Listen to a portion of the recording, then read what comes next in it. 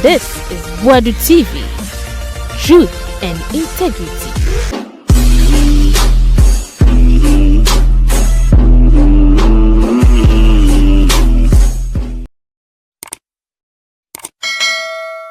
I hear Boadu TV. Yama munyina kwa ba fambra. You bet your first time now subscribe. Ye nyina like nye comment into comment section mo.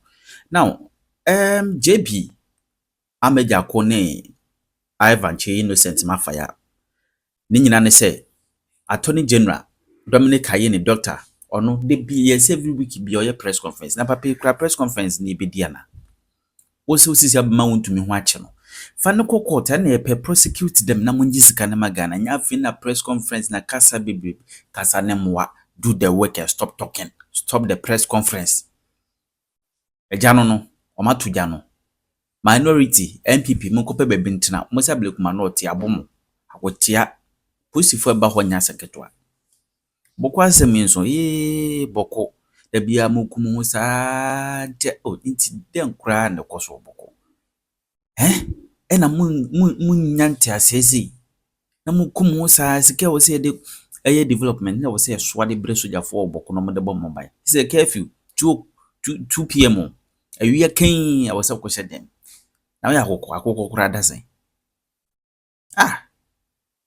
Parliament na wo mo no enye wo mo pe eye nipa constituencies wo mo wo no timamufu wo no na eyi wo mo so mo ko represent wo mo senka ka wo mo ni wo mo ire no wo mo man mo kra edu election day a constituencies a wo mo wo no mo kwa no mo man to aba wo ho wo mo man mo kra no most of the MPs no meboa ye hunu wo mo ma wo sa constituencies so mo to aba enti wo manfo a wo mo pe bi wo mo pe development wo mo expectations ye high ede asede ni asudi asoma wo mo aduma na wo ye enti se budget ba the last time na me ka say enye first time Ghana yetie budget ni se finance minister call parliament na so kwa kan budget ya either say first budget presentation media budget presentation and can you kwase ka Ghana for high hu bia say adaje na emrese de ni di actually because on daily basis Ghana for to taxes on daily basis ya kan Ghana population over 33 million ya de akwaji loan and a loan bia ye beji bia ne ye bo bibidi na ya de akwaji loan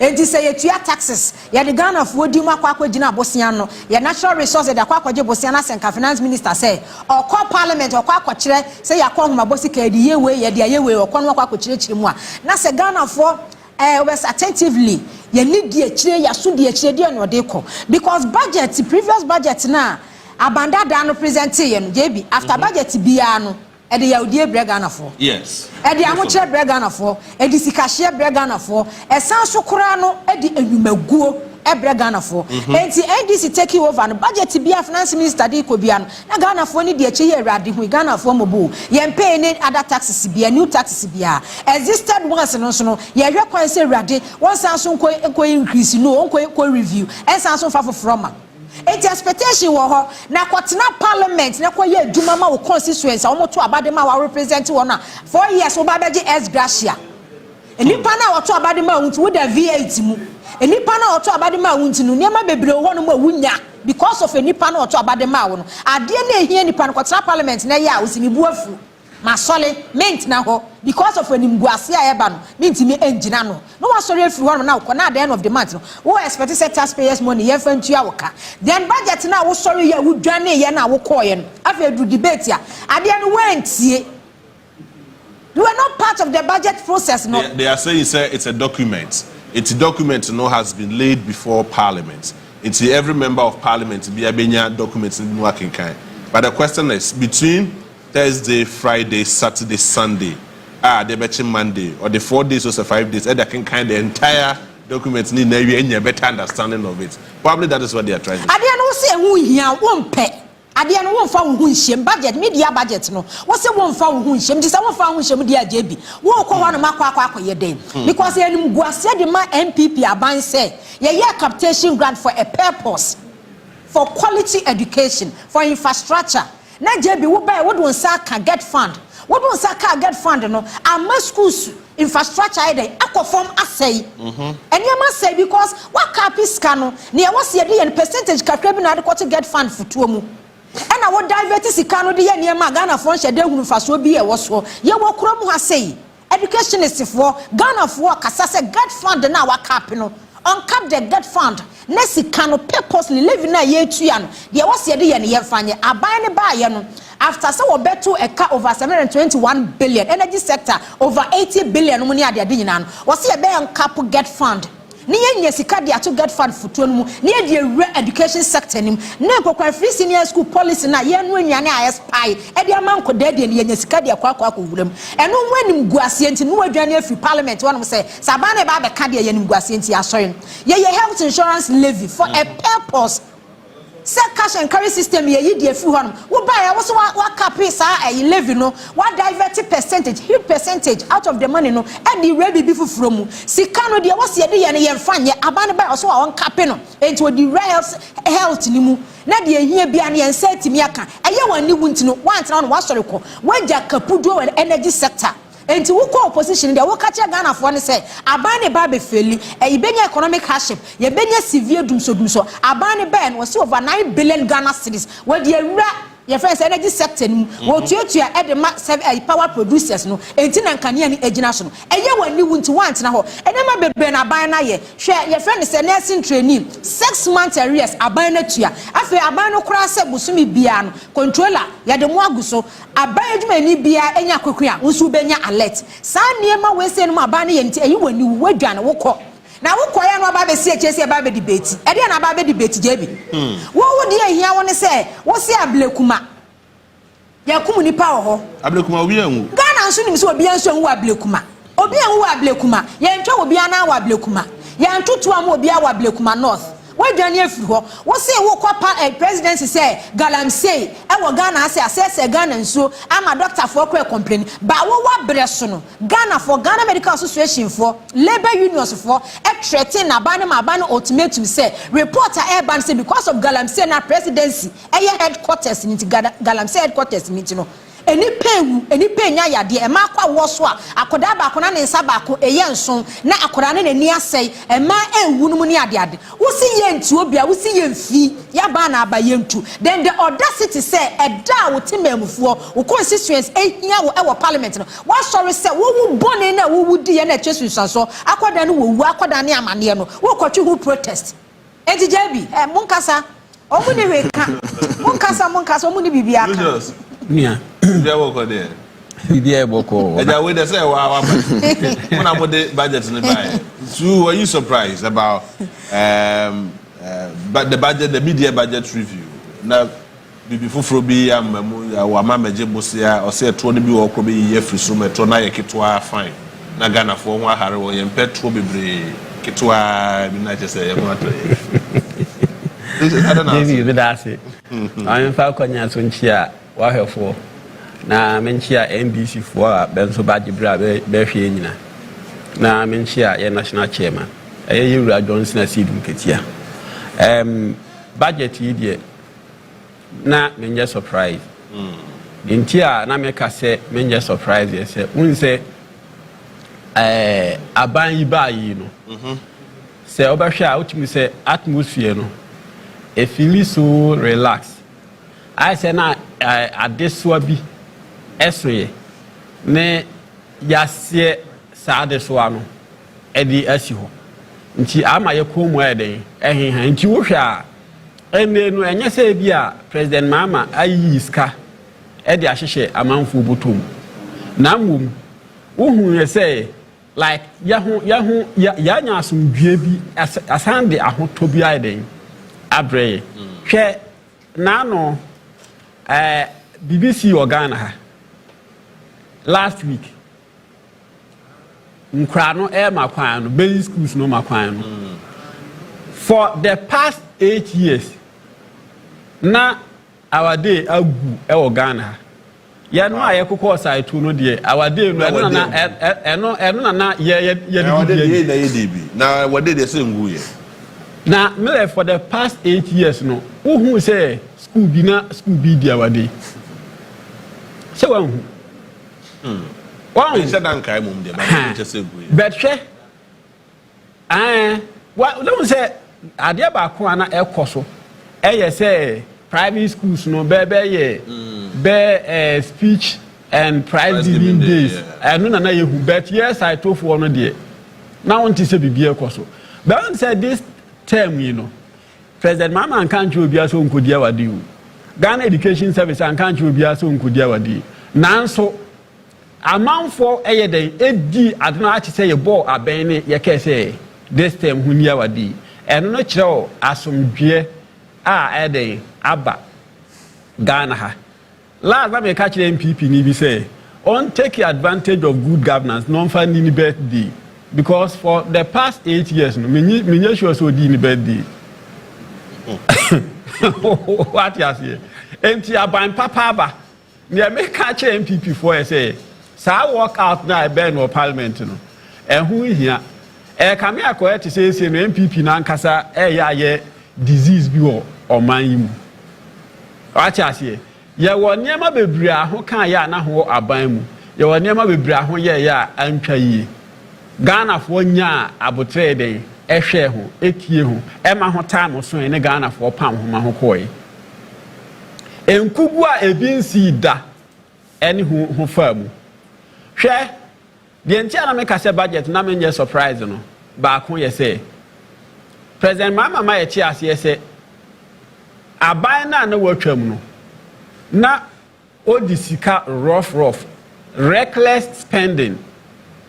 Eni no eka ho bi na ama ahokyere ewo oman yi mu enti President Mama ka say the 60 ministers instead of say nanado ebe fa 125 no ono the 60 ministers eni bebu oman yi ampani ampa oba ye no wa muso or the 60 even craft any ebi mo krampo eden e go through vetting yawo niema bebre wo honma oye ya atini ahwan bedi nu bi Africa Ghana ni so ebi ye independent day okay say ehun hia ye betwa budget kakra district assemblies no regional administration at the national level na ayi independent day celebration any 3 hours impu na dia say sika ewo man mu okay say sa na manu nyina hu hia DSTV ebo bobo ministries ne ayi government offices ni nyina drain oman no President Mama le hu hia wa yi afri honum President Mama ka say safu allowance ayede ma government appointees ni nyina no ye niema drain oman no enti mi yi afri ho enti JB ene no se otie Finance Minister asem na okokan wo parliament na say budget ready wo parliament na oka kire Ghana fo ni wiase nyina say ansa na NDC ba be so oman mu na say NDC so oman mu no na ye public debt eye car na oman ye de no eye 726.7 million a billion 726 yes 0.7 billion Ghana cedis what you say ene ya yet here ye di nkomo no finance minister che say eka no esu ahwan about 113.7 billion Ghana cedis like so near I don't know that is 113.7 billion esu atia free okay atia free 700 yes 26.7 billion Ghana cedis no so enene chew aban papa waba hwe abana na watwam no ahu enkwokrafo a betia pa ebi mu de afudwene bantimi amu oman no ene President Mama de ayi obi besie asukọ no mamo ebu oman tena parliament na tie nyansa ola won tena ho na daache ebede de man na ahye wonsa what you say abra na wubu man no stekamo deputy finance minister beka kire ye say oman no konanim entifuo de ebe koso akonanim a dollar no ebe koso akonanim megidi ye say oye wo MP nti sa asem na okan aye no che but me pese me kan ho asa aha ene no the same people na ho kan asa no ne ato forcing honorable ebe anaso oye say oba be anaso a kire ho ye say Sa dollar na ho kase ko nanim. A hu ja no 17 cedis per dollar no. Eso ati aba 10. Ola won tena ho ntie nyansa wi. Fuel na wo ja no 17 cedis per liter no. Eso ati aba 10 cedis. Ola won tena si entie. Hwe MPP for catch there say yet to Obama NDC abanya. Beba betwa free SHS. Aye. Beba nursing training allowance, teacher training allowance, bentua. NDC bedura dum so ebeba. Now the good news is that sa free SHS na MPP for who can say President Mama betwam no. Someone na parliament inti hwante. Ye ka akira ho se bantwam. And the President Mama yi 1 billion e di akwako ewura free SHS. I see. And to one term, Metin say, after no markings, say, can I cast out MP, name is in so. Say, no, a deputy finance minister. Okay, say, NDC buy no, Sika, Ben spend Sika, and it now can who be my dollar no, a day, a gina, and it now can be nice and near my stabilizer no. Near, honorable out of forcing, Eka, say, and can't say, Beba ye no NDC buy ye no 114 billion Ghana cedis. Ne President Mama buy no was spending. I see. Enti anya no credit. Say NDC buy ye no ben spending and inti amaniema a stabilize it. Enti say oyi 1 billion Ghana cedis na make say President Mama e dia kwhye free SHS ma. Ensan yo. Okay enrachi ya. No fee stress policy. Yeah. President Mama can say, a school for about secondary school abeko, tertiary education. Sometimes a shasian ede, and intino or no anim. Sa crown was school home quad and I say or pay student loaner. Nen sabeka. Number wabre kwa person school muno. Or pay student loaner ede. And inti.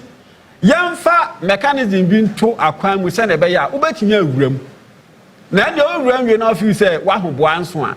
Now pay student loaner, why they, waji. And they are many workers say no. President Mama, up here, tertiary education, Baba war are ye of friends and universities, any are ye nursing nursing for no, but here. Omuguso Mutucha. Ha. And to a school for no so I confirm it. What you say? Yeah. And they are many workers say no. MPP forecast and nursing training allowance baby tram. NDC bar ye be tram. MPP for me ba say me ba catch on say President Mama after 6 months. And the ama teacher trainees, any nursing trainees. Na say o hwe sika odi wura mu a sa 6 months no kwa no. 684 million Ghana cedis. Entino watua. Enti nursing training allowance no won twam. Teacher training allowance no won twam. Afa kura no obehye kena. Te say de ayiminu abai kan yi no. Bosom yesu bia ese be beska. Enkam sene esika mu no. Jebi menu mi na o Ghana ha sei. Ne sa MPP for kro ya ayi MPC a ende ayi yebe kan budget ba pia free parliament no e kan say ye finance minister na ho kenofori ata omwo ne ho modern ba ke kan ya ansama ba kan ya bi e say na district assembly common fund na ontua ene nyina aka ho bi na ya assemblies no na bentimu nya adwuma enei a me ne wo kasai and Kadisi Assembly, yes, okay, say Dr. Baumia, no one am Yaman Tamo could do by all the BBC toilet. What an house? Oh, Assembly, no. Assembly crumble this time, no assembly is crowd, but they done if you toilet to crowd because a idea I use a Mrakra Yadma, who see fear Senka. Toilet bomb. What you say? Yeah. Idea we be a major project and not Dr. Baumia nam Ghana mountain so catch a man for say BBC toilet. Ediama and Crofo. All right. And then no yen na yen say offer or friends saying Act 252 na sa ayi disassembly common fund no act no say what did the revenue no nyina wi say we did not less than 5% e come at district assemblies na nka ben fa mo bra e wo assembly hall man said district hall empuntuo bi wo hall ma enya national of friends national ne bet na say aba ka cho say be ba be ye e di amount. And the President Mama Kasi assemblies, say every year be a basic chip compound back. And Tianya Fekra, come a bisca. Sure. And then President Mama the 2.9 billion. At the Ama, this is assemblies, I see. 7 fam more assembly no humbra. What you say? And in Chinunya Fene say I resolve assembly members the any peace. Assembly members no so. One piece. 25 million. Good. Say Busumi Bialawa. Busumi Bia assembly members. Ebenya bibi kakra dia kofi. Enti say akasa ban papa ba. Enye aban papa ba bibia. But be that say. Ma me call innocent one mo na. Na nanka me wie you. Me ba. Next one we ba na what. Marty. Ofa. Jebi. Ofa innocent. I mentioned what here for. Yeah, just so. Now, I say over the weekend now was very sad day for sad weekend for Ghana. We lost Daddy Lumba. Yes.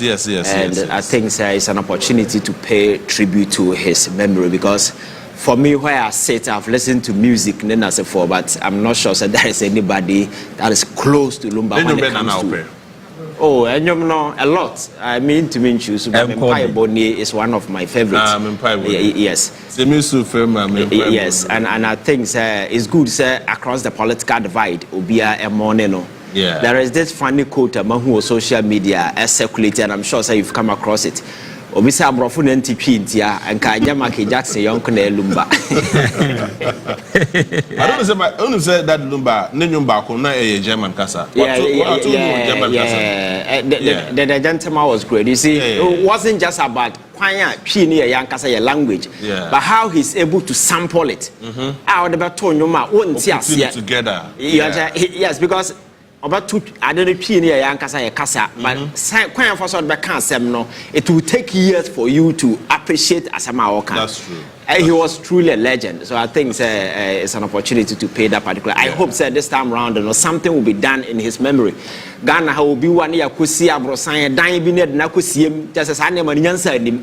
Let us build something, a monument to be a Nipabako Kaino, said Lumba, no way near. People can even go there and pay money. Say a library, say a monument or anything. I think it's over 202 songs. Yes. What's about the whole day? Oh yeah. And you're not those. So I think something should be done in his name.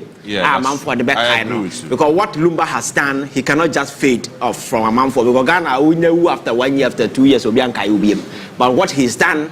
I'm even proposing so young people no more man for here talented what music now. Let us establish a music college somewhere. Young people can go there, learn from the basis. Oh, sir. Creative arts. Oh, then I think they should continue. Ongoing. Oh, okay, then I think they should continue.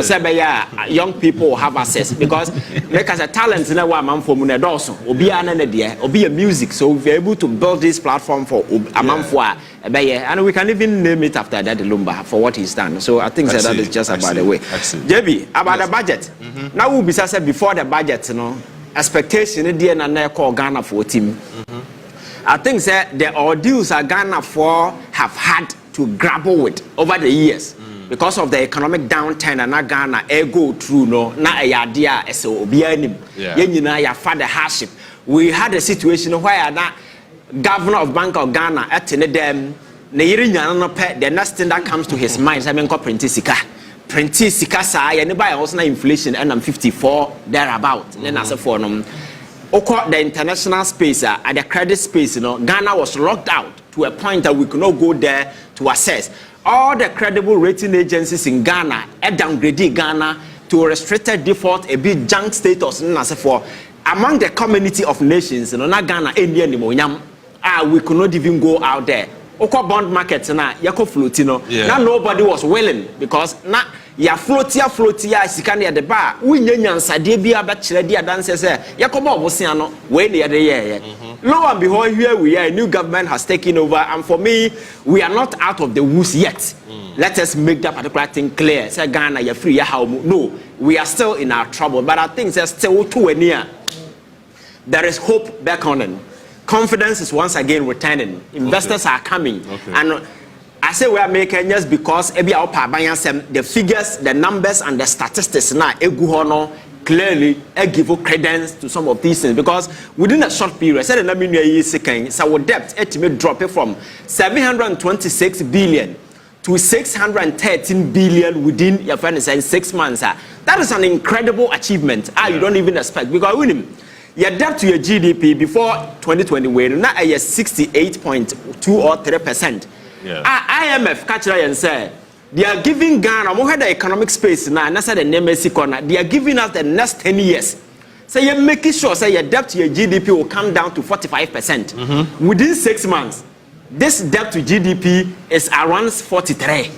So something that was expected to be done in 10 years has been done within 6 months. 6 months, yeah. For me, I think that just a way by before and I say idea we like when in your home because give you that credit worthiness now we can return to the space. And again, debt now as form no is another one.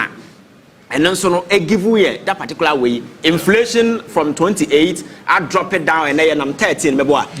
Your friend saying end of year projection, our finance minister here, he was saying say after the end of this year, my inflation numbers now could do your friend is saying your friend is saying 11. Yeah, half of it say you was 16 clearly you were 13 clearly a choice say do baby. And Adeba Kwana Metaka Wasem has to do with the banking sector cleanup. Then as a phone, me better catch us say ADB ne your friend say NIB bank no go a dank CCC ho. People thought that we were doing politics, and our finance minister confirmed that particular thing. But then instead of say obegu these banks, these banks have been recapitalized. What put to a huge sums of money. Ghana, shares. Say 450 and ya no akeke 450 million Ghana cedis. Yes, a buying shares are one Nestor Ghana or the Nina alcohol and a bond of about 1.5 billion. So ya channel Nina alcohol so the best banks now just to make sure say we are sana deposit sika or over about 6.1 billion income. Again, over 900 people in a year across the country. Our your friend is saying that particular bank, you save them. That is the smart way of doing things. Sabaya, omnipa ehun konkwachire no. Esi ameno ka say within this space, all the rating agencies now coming back once again, giving Ghana a boost because Moody's upgrading, Fitch upgrading, and then S&P's too is working very soon. I think that the numbers will come out the actual figures. Enyama bontan clearly natural say, and some of these things have been done. So JB, for me, I think say. For me, the numbers look good, and I did very important. Emma numbers look good over the years. Cry over has to do with the dollar, CD dollar, and interestingly, CD now the worst performing currency in 2014. Your friends in 2024, 2023, and then as at April, according to Bloomberg, Ghana currency now the best performing currency in the whole of the world. Because now sustaining gains to a point and stabilize it 10 point something. Actually say indeed Nema Ashasia Ekoye.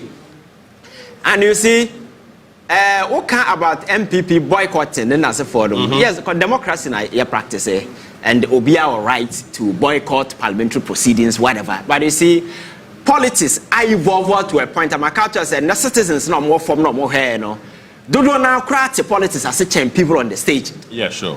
And it's a person who stages some of these things that you must make sure say adena reason is on your side. You have proper justification.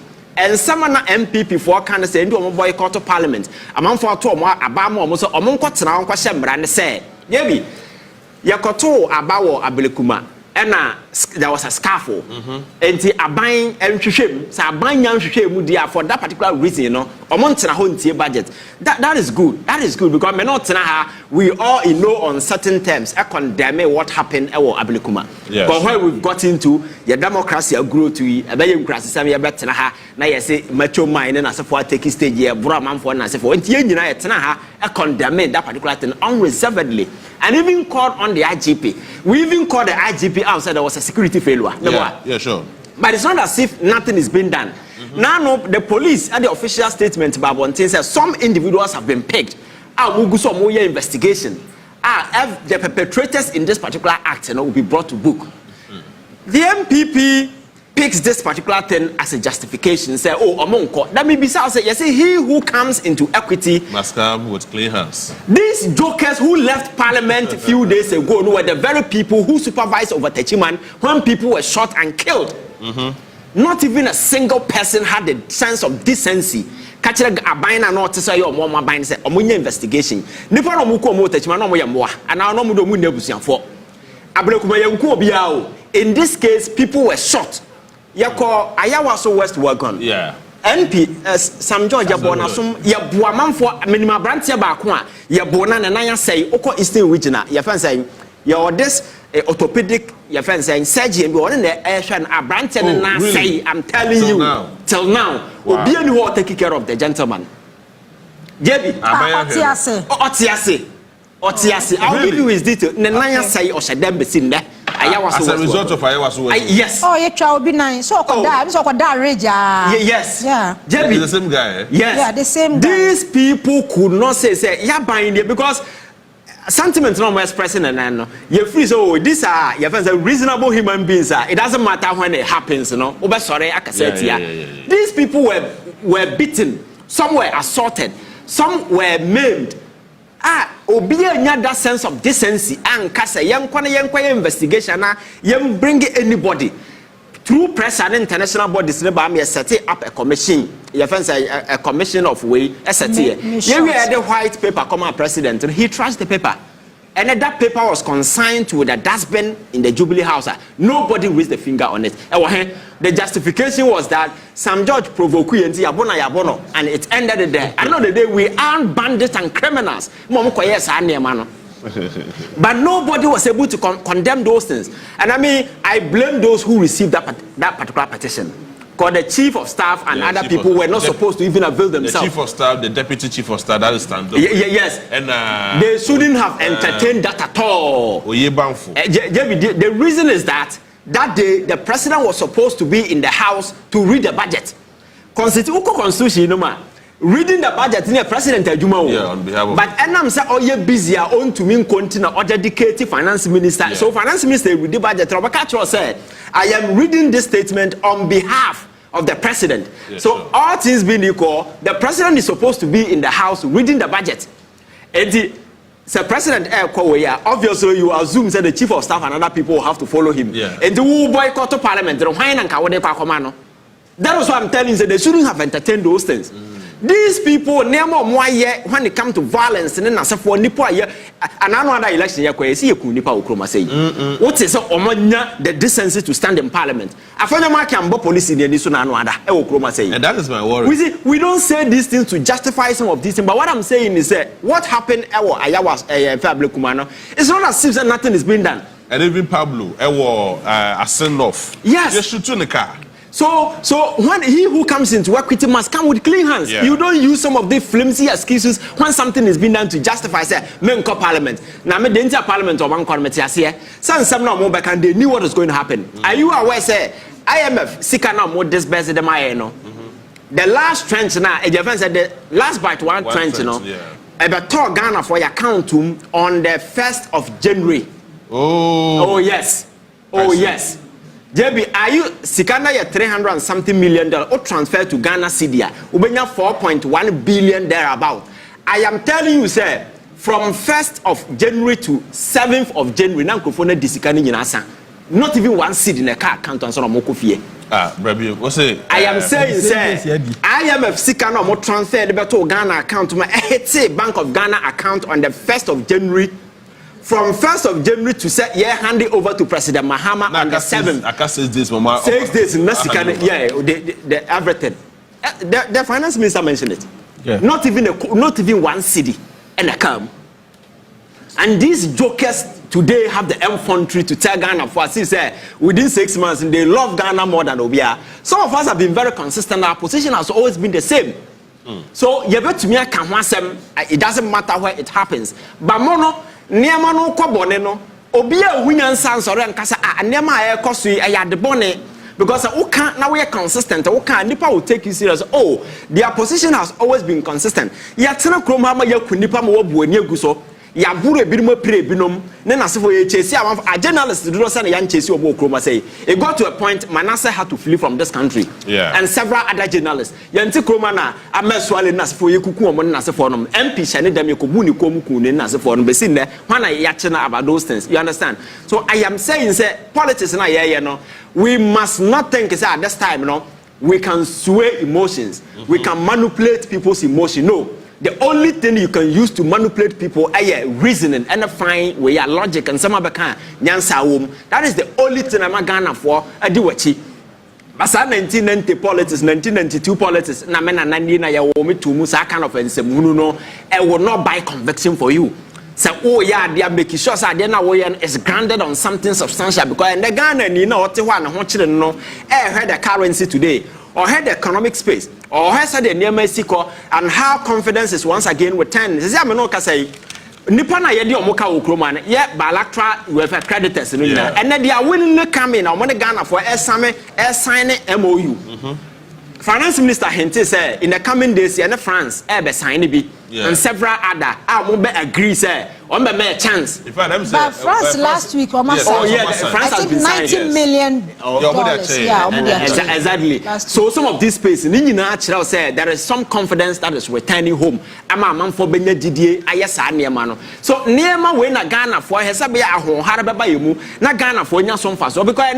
One of the major things I think is all kind of President Mahama I think about Ghana for it doesn't matter where you are. That big push agenda now the road infrastructure aspect of it, the gentleman has deliberately identify all the major corridors in this country or making sure say oil revenue na over the years he's referencing that particular revenue now what channel towards that particular road and do Teya or Kumasi to your friends saying Accra to Kumasi, a 3-lane expressway. No, say people are there doing the feasibility studies. September, oh yes, they will finish. From 1992, yes, 96. Yes, that is why men know duty here on every day just to be on them. Said they will do that particular thing. Enra da. A question kusi woja so omo bankan. Omo 16. Yes. Because I find it Lady Bakun ka ho okwa issue the invitation card oba be wedding this Saturday. Yes. I mean some of these things. Offer kwine so from Kumasi to Brekum to Drobo to Sampa, from Drobo kwine faso kofamia baby am for those so to Kwamse Krom, that kind of kwine so nyina. E kwine nyina say these are major roads. I think some of this infrastructure should target now making sure the people of this country will have benefit because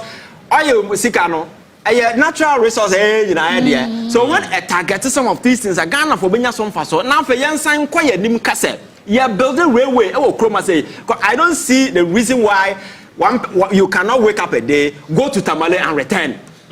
We should be able to create a system Ghana new with that plane, no? But me Tamale are returning and then it is possible. Sky train or say it was. Train no they are from cry Libby. Sky train no they are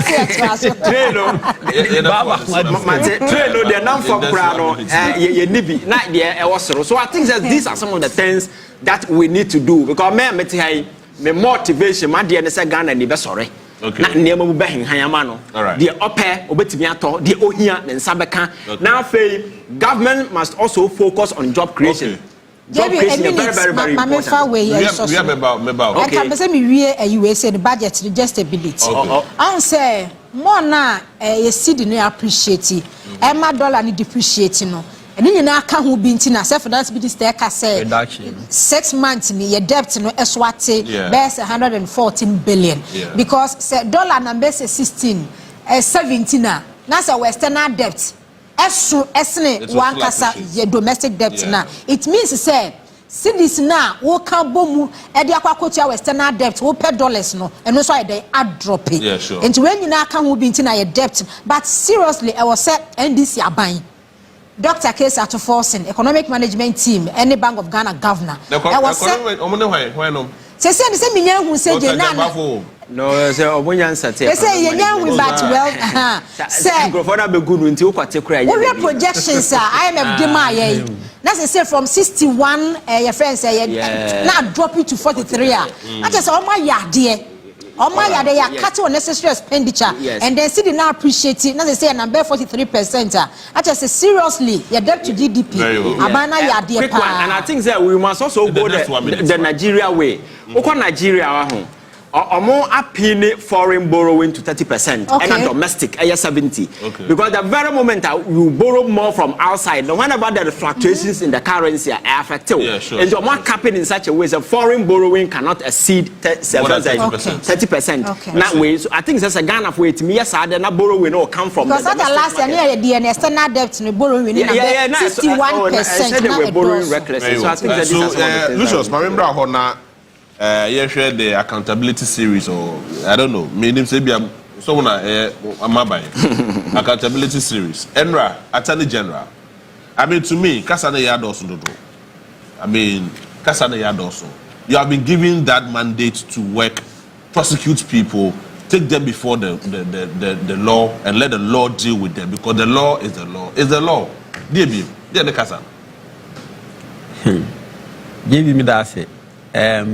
Me all Canada, I think say Ghana ni bia beka say wudika say obeka say bia kasa no ya doso na me no de meka say once a bedi mandate no amaye no so obi e wo ho a wa diska na say yen nipa no yen timi retrieve iska no na nipa no so say who be here say nka wodam na onam Ghana for be disappointed because one of the reasons and I mean can say one of the main reasons in here Ghana for eto aba edema NDC any president mama eye sa corruption na ekoso MPP amamu no enti no even hwe se wutie finance minister na no budget na already na o chese ghost names in kwa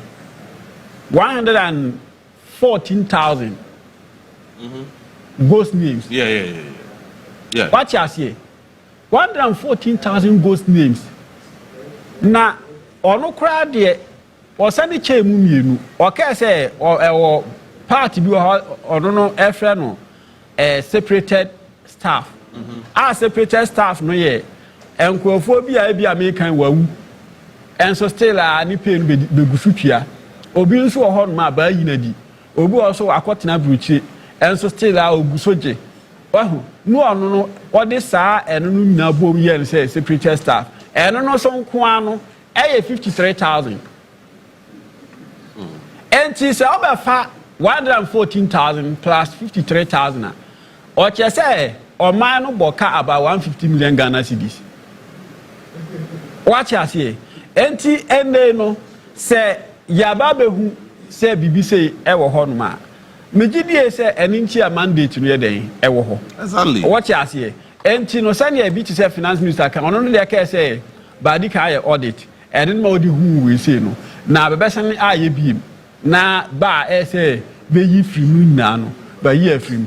Enti no last minute na ha kan say MPP for ade ba ko pa na e wo ba no eye say NDC for e corrupt na se be kan wi a be ma evidence e che nkrofobia ba chi be den edi ba gu what you say se be kan sa wi a wo NDC ni no wo the evidence say wa kwachi MPP ni bi atum because President Kufo free so no President Mills eba nyame mfa ne kransi yi on dey care say opasondwe what you say obi abogana on dey opasondwe nti ema wantimi anye den anchi obi a ne President mama ebeto aso wahu enti ene no to men can equalization because obi a disca Jamie what you say say sika no won feel say won say kana say e bia o asset say ntia ayi of friend say ye declare asset no o asset bia wo say ye je na edisi ane a e say je say hu behia say udam a e say hu utimi den utim dam e ma ne yi enti no me mesre say attorney general me say president mama jinidi in the first place when giving me an appoint no once our appoint no nko ade chese o gidie den e woni mu and those are you know offering saying dimensions na SNK team de hwe yesika sem say betimi aden agina na se obi emu ye mfa so no kame akoya ti say Ghana for enya hu any fruit bia obemu ebi ni ye ayi offering saying kisia jaben sector ho na fe simple special prosecutor special prosecutor on the side ho no from the time abesete up besi sabre nyina no akoye ayi kasa na ti se ne ayi na wo kan no talk show what you say eba sa eboa wahu and aban so there our fine lawyers no nyina e wo honom a bosumi bia no betua beka ntimi se ayi me feel say ebriaso Ghana for epese behu action what you say han tue there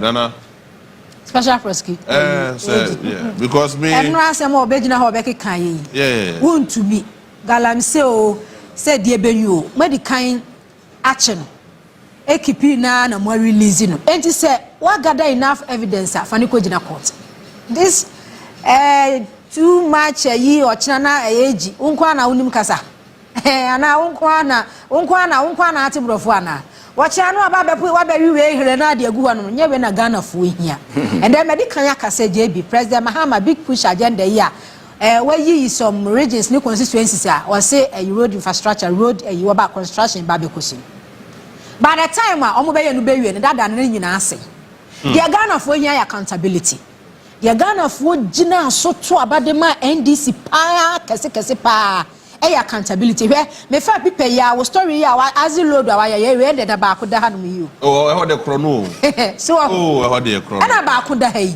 de ama Ghana atete apansama ama Ghana seye ema Ghana chese eye basa wo man no esum ka bisibu nkamfa wo man no so eye krono eye corruption ye won krofo bia ye de adwuma hye wo mo nsa na wo madwuma wo mo ye me ba ye meti se wo ne ayi Ivan mo ba ko bia odam yeah Norbert Boboshi aha mo kana sam say akasefo ne ti America akasefo ne nam ho wo mo ma bokro no akase e bragi dwo wo manuma mo hwe governor and start this so that so to there be that man I say one day mo be pick no current Nigeria president Tinubu yeah Tinubu ba ya Nigeria Central Bank ne governor omo che no omo chini ni ko hye mo be 7 months and san omo release na starting night the akwa court enu kwa ni ye ka Ghana ye debt to GDP ani ye ka no na Nigeria de enu ba bi sa o inflation ye de shoot ye because of Central Bank of Ghana governor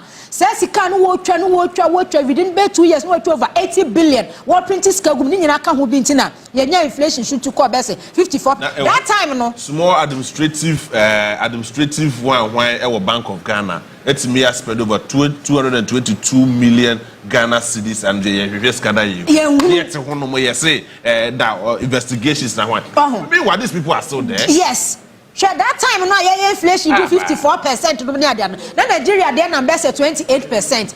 Tinubu ba say in decades Nigeria nya sa inflation ni bi da say we say we inflation it me do 28%.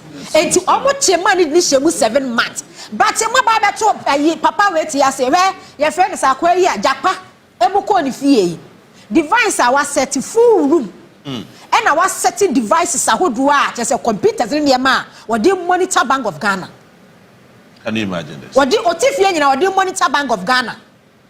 Otifie nyina wo free Bank of Ghana akono. Bank of Ghana boxes so mu lodu sika gumu no a mo kwam kotu bi woni fie na. Wono ka kire wo mo se ne niema. O de packing ne. Wo de packing ne niema and wo de begu fie. Some boxes dey fan packing niema.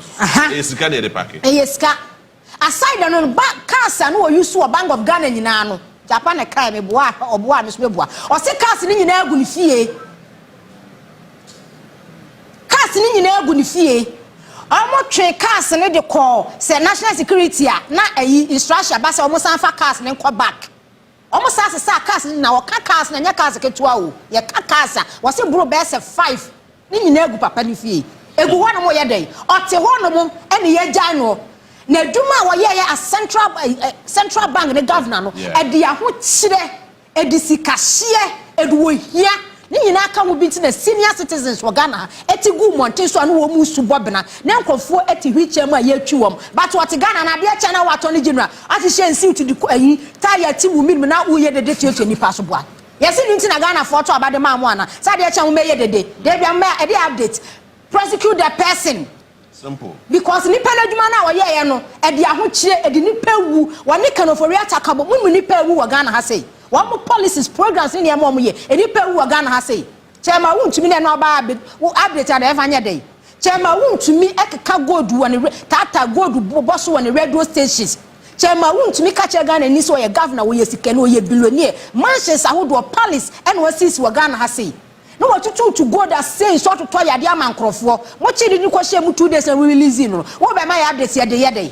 Prosecute them. So won't me yamu come on to the young say, Modia just some yes politicians we in your for. Me and Fanasa. And then some can mobile your quadrado for an asina, quadrado for my 60% anyway. There was one general hefa. Na asset na wo say na ban ne fa enwo hefa JB ya tra sa stages we say ya politicians e de ye enam wo no akwanfo akwantantan sika e ba wo man futo mu se mu even 30% kwa se MPP government e yo madwen so be invest wo Ghana fo aye kwato abade ma wo mu a kanya ne senka Ghana fo brese no. Very well. Before some member Ivan Honomo no. Lucius message bi wo ha. Ye fro bi Fuseni Abubakar. I say, JB tell Lucius, his former PPP party deputy organizer, Sunyani East constituency, is watching him live from the United Kingdom because I could not stay in Ghana during this hardship time. And tell him, wish him all my best regards. Graham. Who do you know? Graham. I mean, also, on the ultimate time to a quarter of a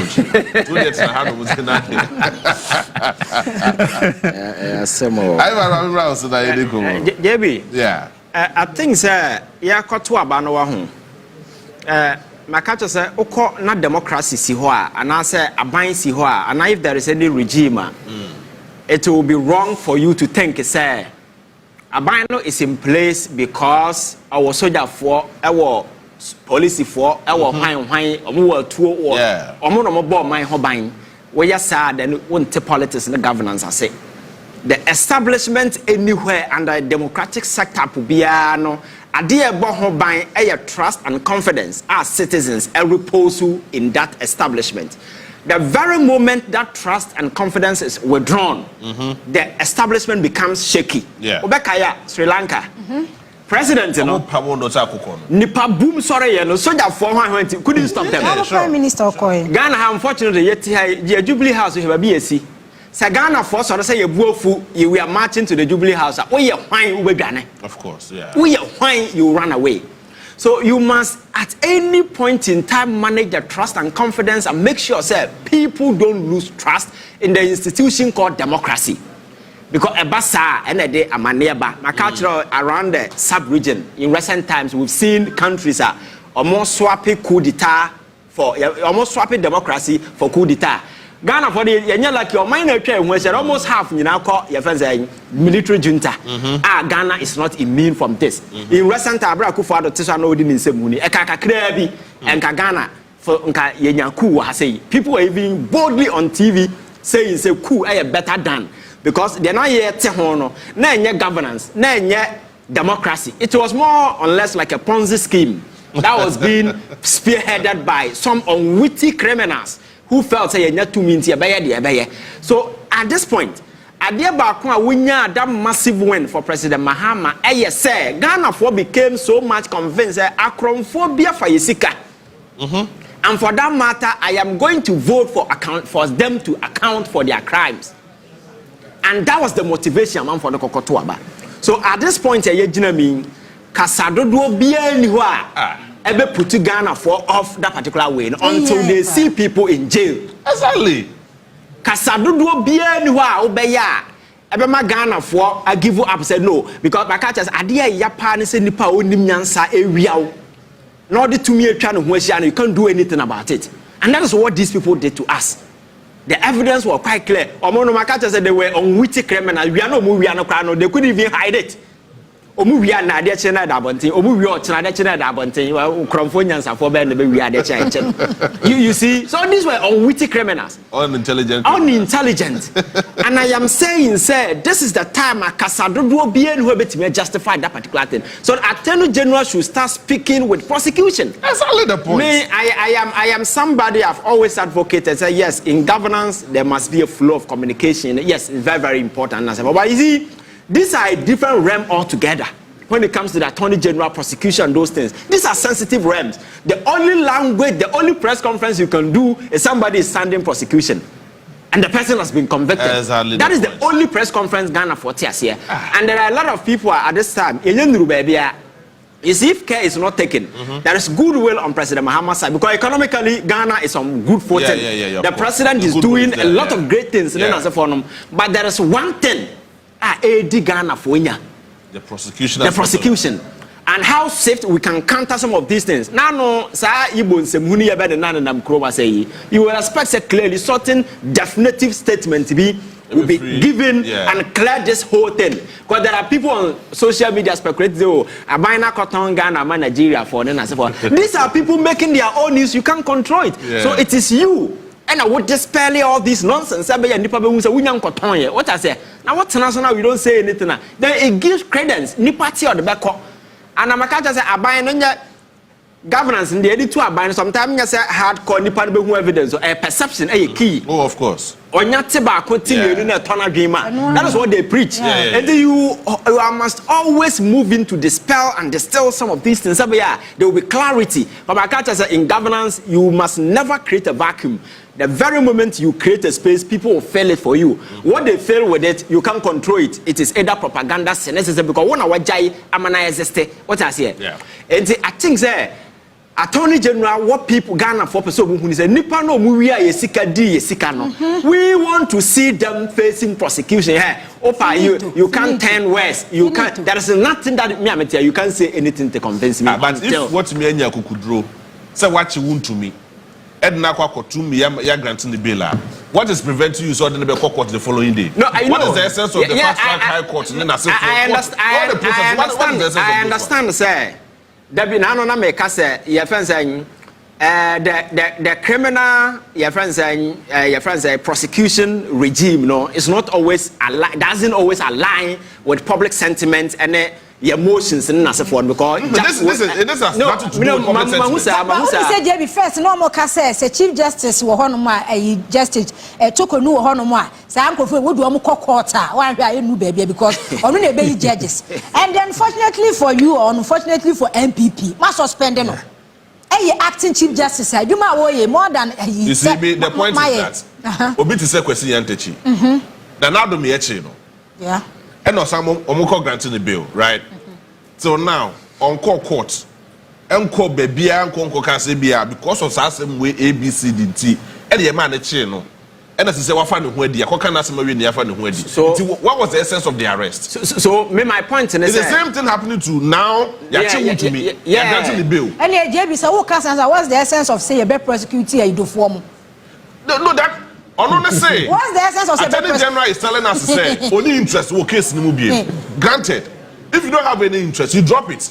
But on China man do latter day, it be at the 3rd year in your administration. Now for now all pro who so or the near court. Now court this so shed time near delay diversionary tactics near the same year by so delay tactics now judges for be so those ones are madness.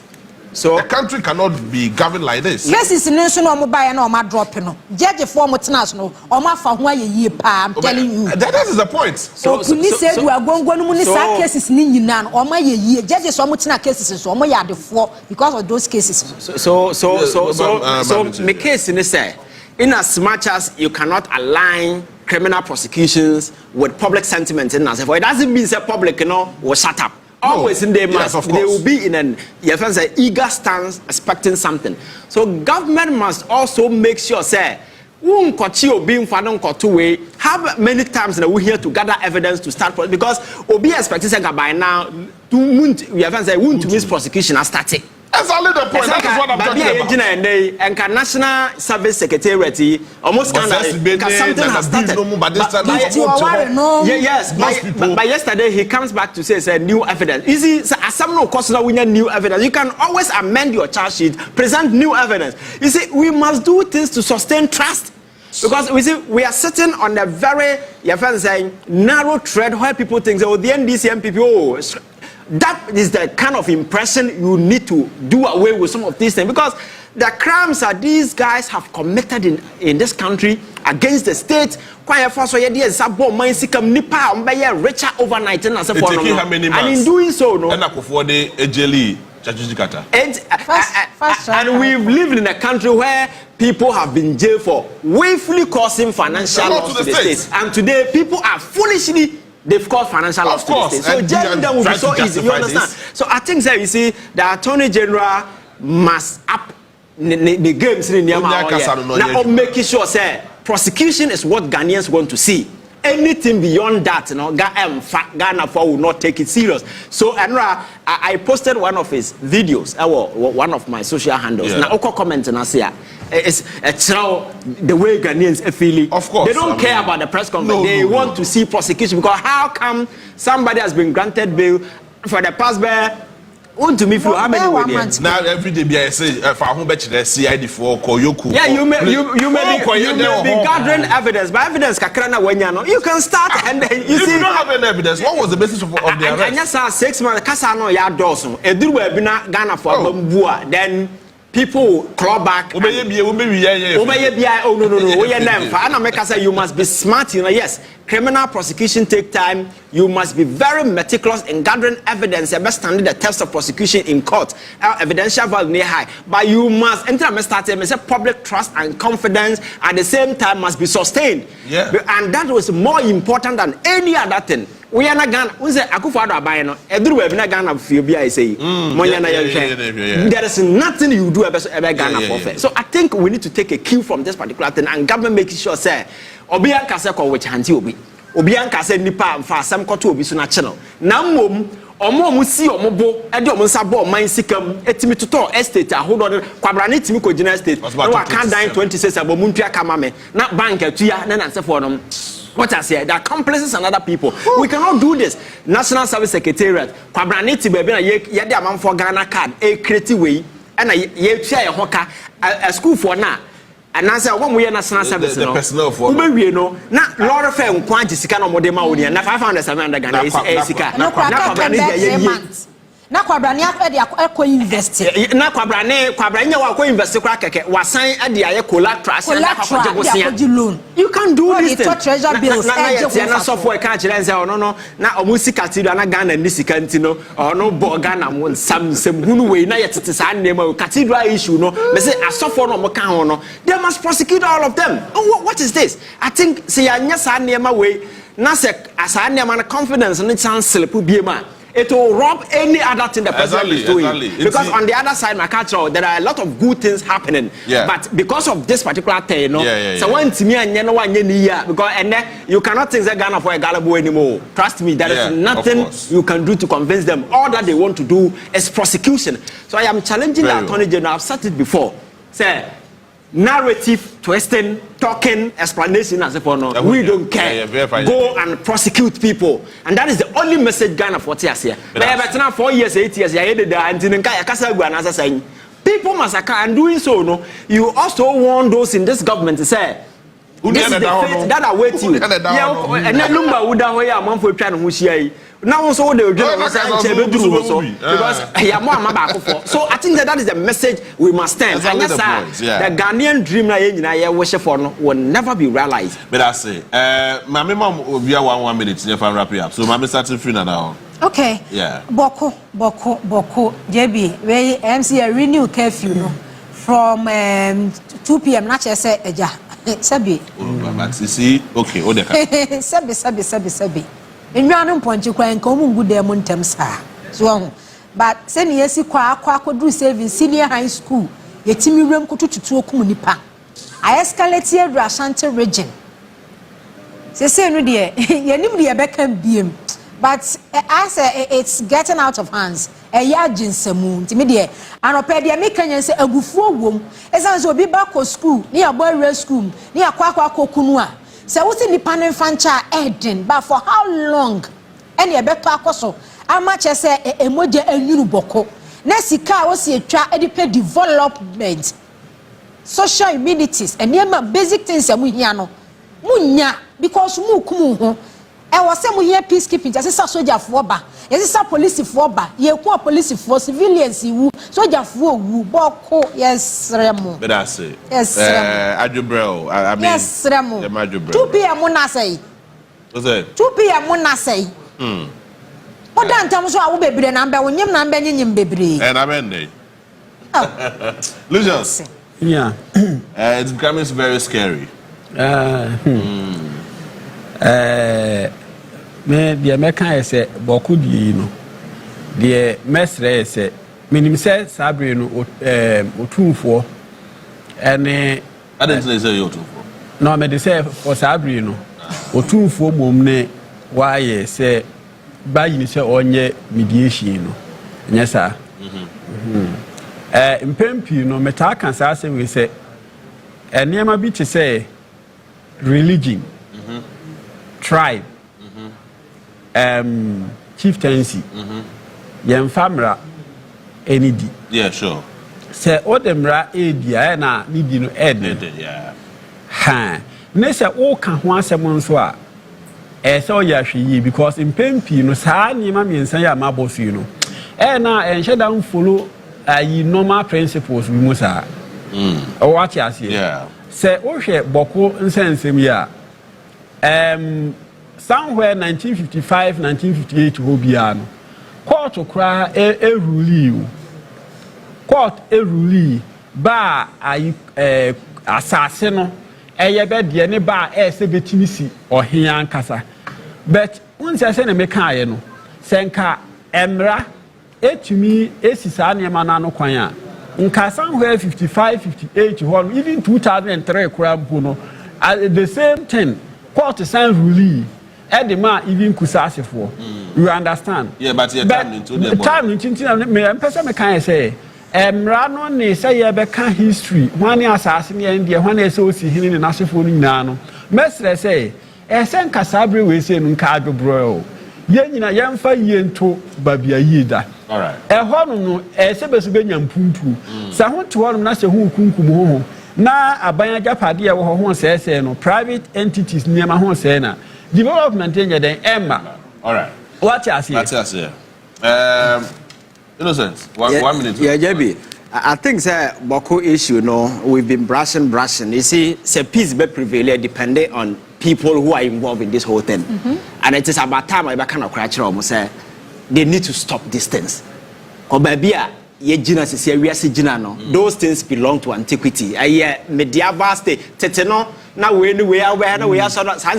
this modern space, people are looking for development. You see, and yet be the free stand cost stop that particular fight. Or two for President Mahama, if the people there are not willing to stop, or who say the life of their kids are on the line because what they are doing, their children will come and continue the same line. Yeah, sure. Go there and see poverty. Now what is this nonsense? I think we need to speak to them in plain language. Say peace will start with them, and they must give peace a chance. Because you see, soldier for the police for na so amaka ma hwen no. Ye video mo for poko se anwumre. Sika na ban eye no. Ndi sa na man entimi si hospital. Oh. What is it? Yeah. You see, I think sometimes we need to make concessions and let some of these things go. Or I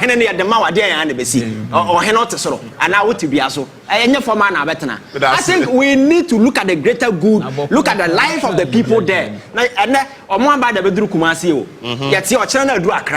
And some of these things who didn't get no. I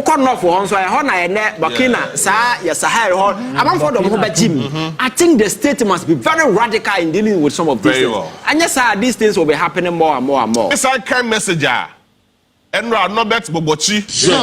Esade Mame. And to me, when I read the message, it was heartbreaking. So now, minim prison custody or that, so that's a woman, so that he found, so that he found. No, but for wherever you are, if you can hear me, indicate to me where you are. And let's find out because the panoso yare. The pan yare. Emma, Yareno is written all over his face. But nobody wants to pay attention to him. Just because just because he was fighting for something for himself and for a certain group of people. Nani paya kwa that sells. You're chilling way before elections. So I was like, are you still in prison custody? I said, yes, I'm still in prison custody. For what crime have you committed again? Bonnie Ben Bim was answer I said, Bonnie Amaya and say, and some I had to tell me so. Say, what the Bonnie way, why away? Judge the Bissau say, I had no question what is our Bonnie way. I said that be minister Bonnie way. Why is I wasn't there be me? Or they say, you found Conquer to Fiasse. They are trying to say, it was Africa's Libya. Meanwhile, also catch the court and say, oh, Yare. Emma Yarena is written all over his face. Everything is evidence. But you're for 3 years, Nico Kotubu because only Godfather. Or your political friend say, political animal. So he can go and rot in jail. He can go and rot in wherever he is. Really? Is it the kind of Ghana you want to build? Is it the kind of country your person you're building? Prison custodies. Various prison custodies in Ghana. And I'm challenging everybody. I am challenging government officials. There are innocent people. Innocent people. I actually want to go out. You don't want to go if you are here. And some people have died miserably. Some people are still battling for their lives. Some people are still crying and pleading for mercy. But nobody wants to hear their cry. Obian person better sound of way. And meanwhile, almost your Ghana for. But Nico Kane, yes, we can afford that. I am never be brave. Banking sector cleanup. They say 12 billion. We're spending 25 billion. Compare that one, I'm honorable. Nobody is arresting him. I mean, what is this? Yay. Now, Pastor Muntie. Robert Bogwashi. Teacher ni. As one of those advocates, young guy. No Canadian. Bibiania, a person fighting for the kind of people are or no more the same as you. The teacher need it. The country say. Now, was sorry, sir, or pay better condition of services. And your man in call for. And they say, what could the bonnet? Bonnet is what you know, so I told us why I say, only Moshe. Way before elections. And your coaches are brand away. You better do something there. Or Chilabeka does them near postponed, near the Afaha, near the Namha, sa delay taxes. Granted, from January 1st to this time, I was saying, Menoka say, and then it is the 28th or the 29th of July, 29th July. Until now, this innocent guy, whether he is guilty or not, the fact is that Akwe Yare, Abrante Yare, not the prison custody, nobody is attending to him. It's a big deal, and it's a big blow, and it's a disgrace and shameless attitude. Whereas people who have stolen government's you call these people to come and negotiate with them so that they can pay the money. Does it really make sense? Yay! The prison custody is here. Now, what do you mean? Not for that. No, people we know. Those people are working freely. Meanwhile, innocent people are dying in prison custodies.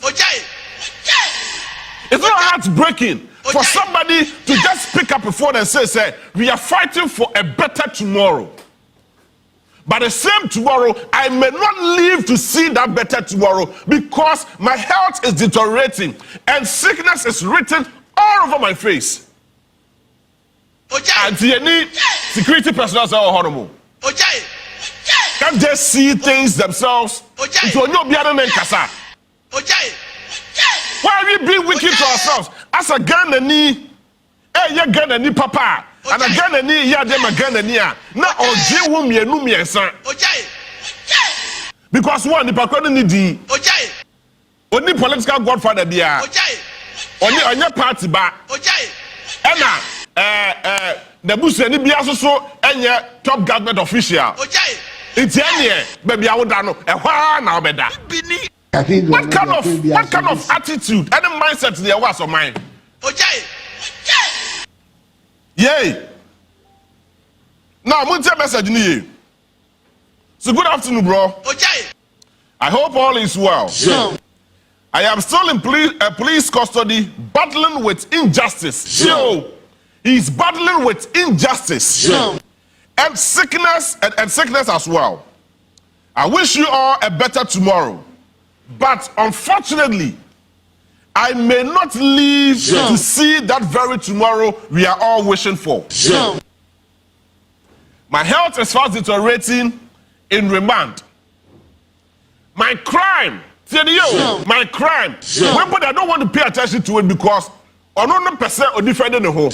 But every other man is also different. Yesterday I spoke to you about equity. Equity. The law has no conscience. Emra ni mi ansa, emra ni ma dwen. Emra aya di bu ya man, emra edidi yeso, eni adwen. Ya bosom no bedi wechi. Enu ti ene yakofa bibia ye fa no the equity ene ba ye. O say equity is equity. Even though it is not always the case. But if you want to apply the principle of fairness. The principle of fairness, if you want to apply that principle of fairness, that's all the maximum of equity ever. Somebody like Kerofurata should not be sitting somewhere. Somebody like Wontumi should not be sitting somewhere. Somebody like the National Cathedral Executive should not be sitting somewhere. But innocent people are rather being punished for whatever reason best known to the state. My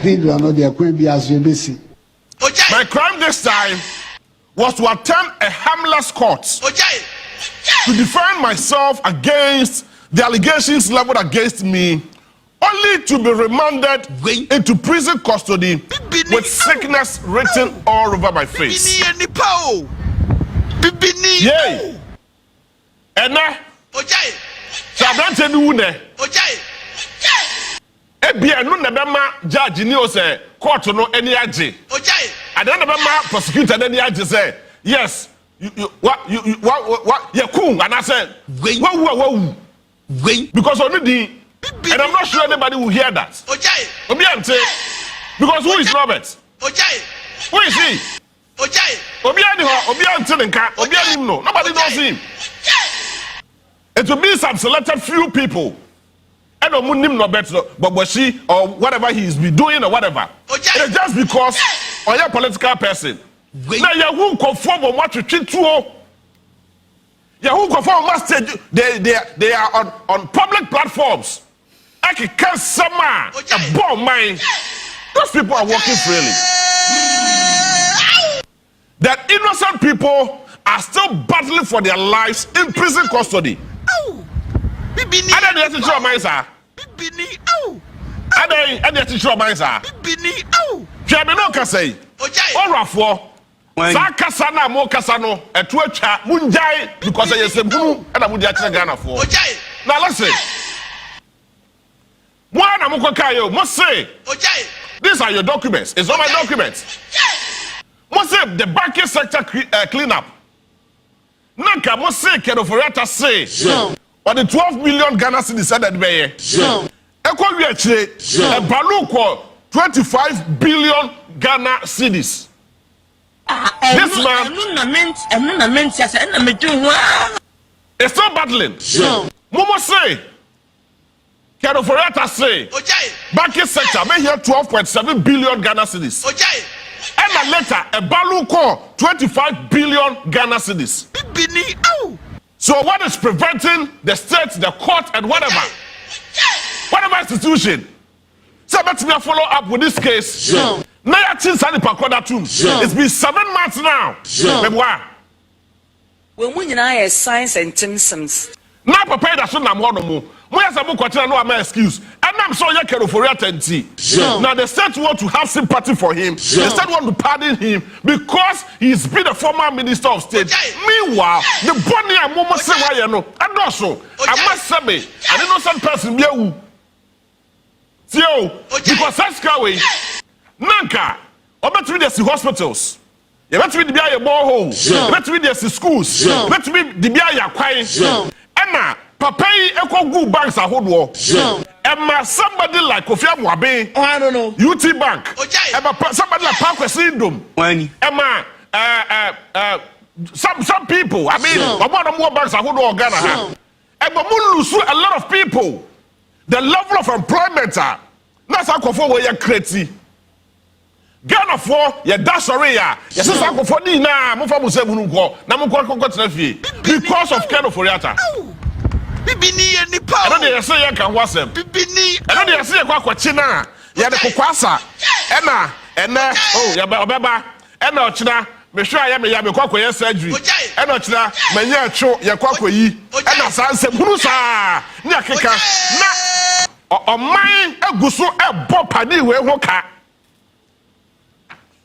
Now, Muria, National Cathedral, almost 58 million Ghana cedis, US dollars. Now,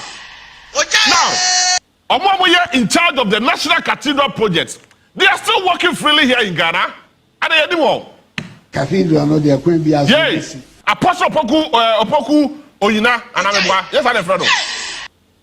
Apostle Opoku Oyina, Professor Apostle Opoku Oyina, who was the chairman of the National Cathedral board, also whatever. Reverend Victor Kusibuate no mo kawuni na say you say e no kwese some kofo we at the 58 million US dollars ah near the kwako just akotu just a romantic hole and crane and then the man near the adwuma was site contractor ni guso charge Ghana am a Ghana never met here because they didn't see horrible no omo charge no per day Ghana never hoka. And you are telling me that these people should be working freely? Cathedral, and innocent people should be going to jail? Yay! If this is what it is in the air, and the moment you want to say, I'm one and I say your mind, why you pay your chill? Why you pay and your chill? Yet this is what they was when more harrier. They are chill. They don't walk to yes, you want them because of Bianca Oshe. No, what's in an Andunka? Sad so Obianca Hoshe because ya chill. And then I may. Yet the crop had to say, Emma, you say, National Cathedral Board or say whatever. You cheer an ungodly salaries. You check of what Cardoso Pro, yet your Mexica and the check of what car. Me, I have never been against the National Cathedral. And I will never be against the National Cathedral. But the attitude behind the National Cathedral. That's my biggest headache. And these people have committed serious offense to the country. And they are working freely.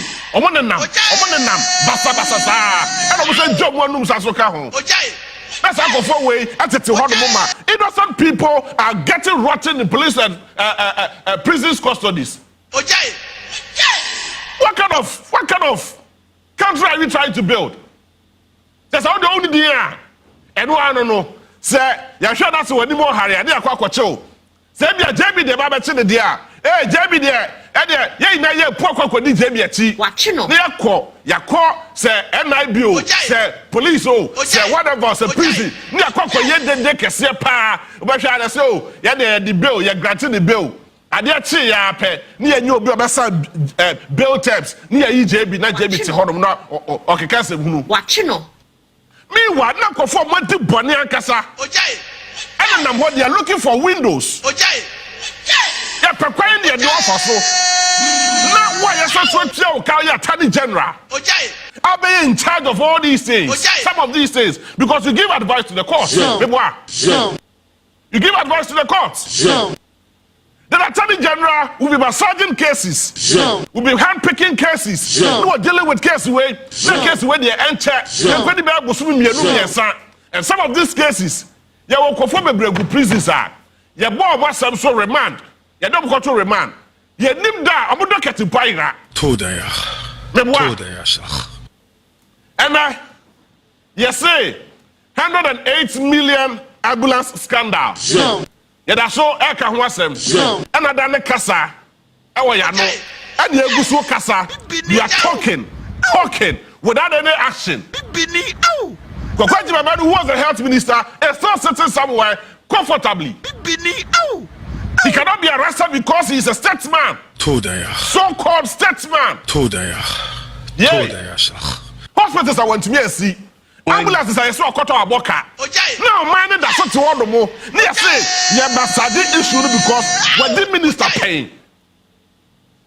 Look up, Nanibia, Nash, I want the and I'm saying Nash, I could be a banshee. Which I would not encourage, say, or big cocoa, we are banshee. And Obi Coco be chrono, but chrono be and tell chrono be. That's how the Pacronia see, Uncle remand. You never work to remand for God knows how many years. And I'm say only D. No near Buseni be a D. No the political godfather. No one you have about the Tidominti. That person will rot in jail. Is that what we want to do as a country? I just say,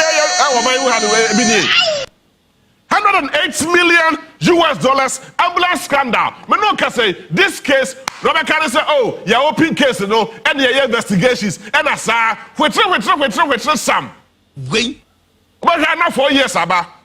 4 years, Abba. Both at the latter part of the 4 years, Abba to Abano. Near started witch hunting, political witch hunting. Near to check conform be basa. Na creating tension, a creating chaos, you know, our memoha.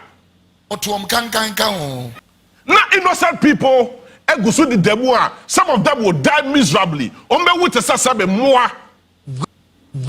prisons custody. They are afraid they will not die a natural death, but they said a cool. Our prison custodies and the police custodies, you've seen so many of them, you've heard so many of them. And some of these things are heavily ungodly. Your first house to way fight to your mind. Your first time way effort to show because a bus are not a man bomb.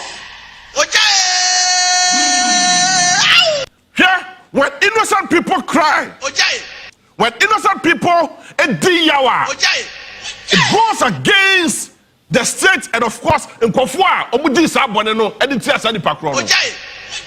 I am not here to justify say no but okodi body and anybody. That is not my issue. No, that is not my issue. So okodi body because me tell you say you frame me. Police for me chain me. You frame court. You frame judge. So akokoye body. But that be about the sign or no you na court akokoye body. But the point is that ekwe I dey mrano e dey faso e dey atwe abrante yaso a onu akasa nim no akache court ne say oyare Yamma no, not the whole tunnel. Now, Chile be a court to hear the Bema, what to me about. Just granted the bill crack a crack of Yasser. Yes, it won't to me a cock with deep bonnet. Or what you call it a hood wall? What she cast a firm, sharp, Manicas as a windshow. Would to be cast now, I say, or they buy those luxurious cars no to Chilino. Or want to me and Yakukudro because no original chairman.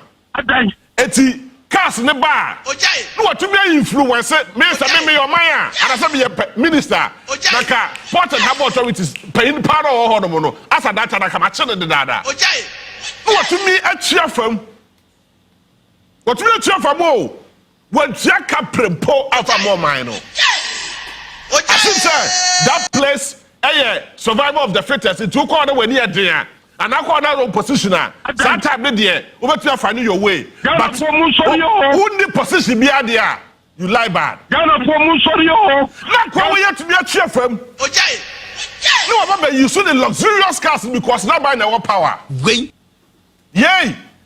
Now, me know mienu ye ka yakwa controversies any cast Toyota Corolla na sefoi near the atu ahodo de agu ye so because ye ne anim ohare ojai ye ne anim ohare tie twia ne ne boden what to be antua de akọ demorage na afibia da kubia na wutie ska e de am man no na wutumi no mo de na nam ho ye se antua kapre ampanya pa ye antua kapre adai menya Ghana ni bio because they say the one we never president inti Ghana for mu so I'm not here to justify so be your body na wanye body but body be say body be ojai now pay there I say because of the YNT the YNT and the man the cry near granting the bill and parents so you granting the bill but not that in the whole more nobody wants to pay attention to him even when he is still in pain battling with his life with sickness adai menya Ghana ni bio now no want to be pain free yoko for ba no no any ho say me brother sir obi an na na apache ade ti ya no yehu ya say akwai na ona nanam hodum basa sa no told ya Burakadesh. You see, yet me in your mind be saying, ni anka say, what did ye? Ye for we sin chain. Ye negotiate with you. What we need in there? Go and rot in jail. I mean how? bibini ow Now 108 million ambulance scandals. Kwakwaju Emmanuel, the former health minister, who was in charge of this procurement and all this, that man is still walking around. bibini ow I am not saying so anybody, but more I'm going to buy and I'm going to say, Papa, and Abogana Chrono, so you investigate him. How far with this investigation? 7 months in here, ambulance scandals, how far with it? Can you guys have been predators? I should shed him there or my mother say. Nothing not done the casa. Anyway, wants to come and negotiate with me. And I will move back now. NSS for bar, some of them are negotiating. Please, we do not need any level of negotiation. Crime is a crime, and the law is the law is the law. What am I when we go law school? But I must say, Emra, I am Emra, Sasu Emra. The law is the law is the law. That's what you were saying. And I'm not a Edime, but a DGH boy. I'm not a Timmy, but I'm Chinash. I'm not a Timmy, but I'm captain. Yay. Yes, in every rule there are exceptions. But exceptions move on more a bomb mine. Honorable member, what is your name? These are the same people. You see, I call Boadu. And they are those ambulances. These ambulances, they are Boadu and they are yes, it's can be over 108 million US dollars. Scandal kwako for be sassy. Na the pakone de yesi on 1990 hono mo. Na me ebia me ni obi anya akasakasa na me ho ya judge na hinti. Judge na say mo fa ne konkoto afiase. Na time me pe na my friend say obra do me yi ni ho ano. What nonsense is this? What nonsense? What kind of obani ebu de basabasa sa no?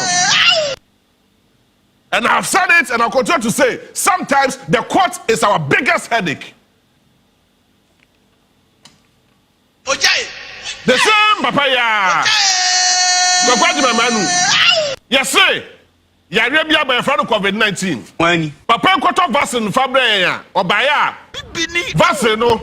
Mameka brofudi ye nati ase.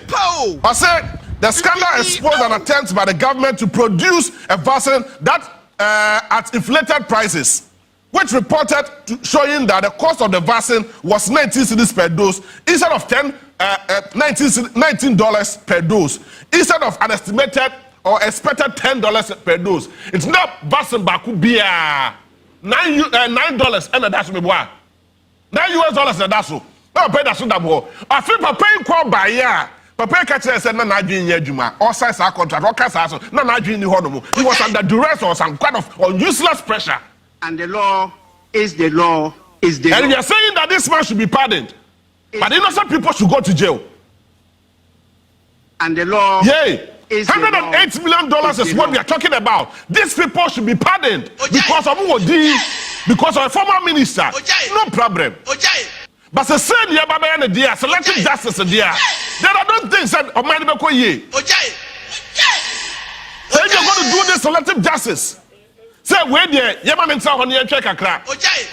But you shall not say, you might not show that when more hurry to there. Bra, who did Dade fa nkokotum kakra. Na judge na hwe wanim. Enam say, woni abusani obekotumi akọ judge no hono mo. Na na akọ negotiate. Na na di nkomo. No ka tell me say, "Oh, Mr. Judge, this is not what it is, but I'm ready to negotiate with you, or I'm ready to do something to benefit all of us." Now, afraid the about say, "Judge, never free assembly term, no free assembly term, no much nasia, no more assembly net to echa, no biafa no who free no call." But who the only be it is hard no e bin sit down. The law is so straight, which I know the law is so straight. That is why there was an introduction, or there is an introduction of equity, which is fairness. And the law is the law is the law. The Speaker of Parliament says that the law is the law is the law. And the law is the law is the law. The suspended Chief Justice, wasn't the law is the law. Emra.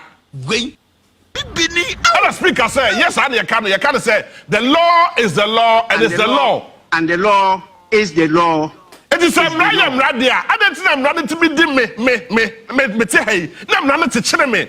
Me yabonia, ya chime, kese, and the Miko to Fias and Misu to Secusiasun. Now, Fay Quabanania, or no bomb mine. Why are there two Mamunina?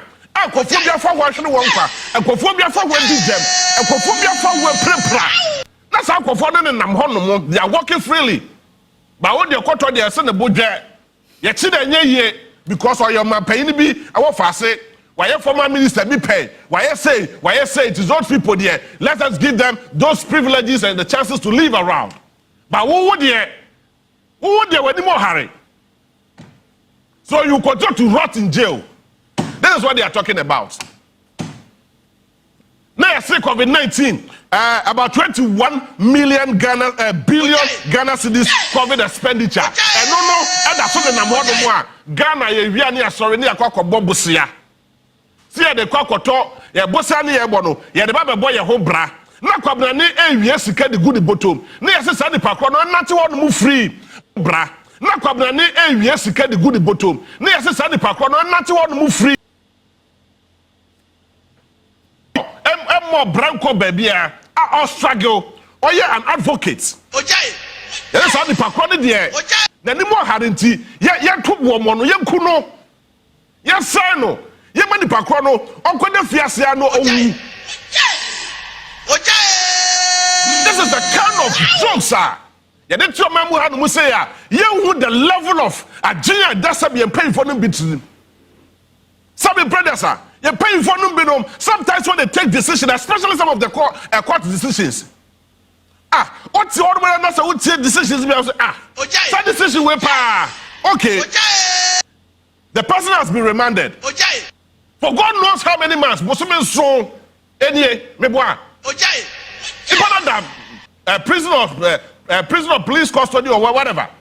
For about 7 months. And even more. Your friend or your can ask him, are you guilty or not? I said, I'm not guilty. The law is the law. Then, Kokodemuna, time I'm a pair. No, my friend, now Abba, near Yeshemuna, afraid, yet you had the WhatsApp. Meanwhile, the law is the law.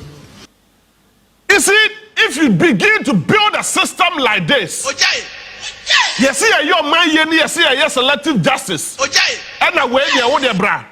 Or says they own national heritage, national service authority. One Nana B and an Amho.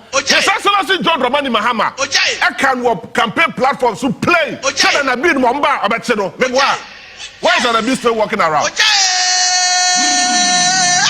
Yay! Why is Nana B still walking around freely? He's also John Romani Mahama Nanekai. So about Abacheno. Because Amabo NSS for Chrono, Amabo Ghana for Chrono with God's names. And that this same man is walking around freely. The law is the law. Meanwhile, go to prison and see. People are dying. They are dying like animals. And the law. For God knows whatever Bonia or more committee is the law.